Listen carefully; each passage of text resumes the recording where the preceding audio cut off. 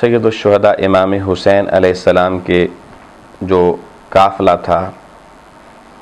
جب اس کی ابتدائی جنگ ہوئی تو ہم نے پچھلی گفتگو میں ذکر کیا حر بن یزید ریاحی کا، جس نے سرات سے اس سارے قافلے کو گھیر کے اس میدان تک لایا تھا، لیکن جب اللہ نے اس کو توبہ کی توفیق دی تو پہلا شہید قافلہ حسینی کا حر بنا،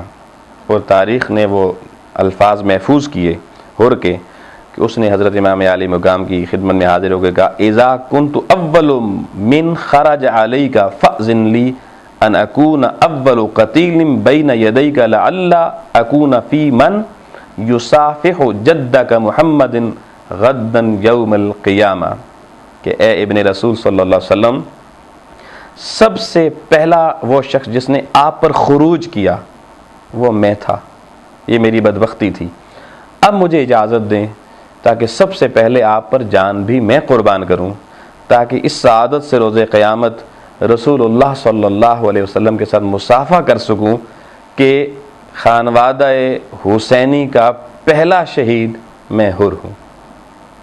تو سید الشہداء امام حسین نے یہاں پر بھی وسعت ظرفی کا مظاہرہ کیا اور حضرت حر علیہ السلام کو پہلا جانثار بن کر شہید ہونے کے لیے میدان عمل میں جانے کی اجازت مرحمت فرمائی۔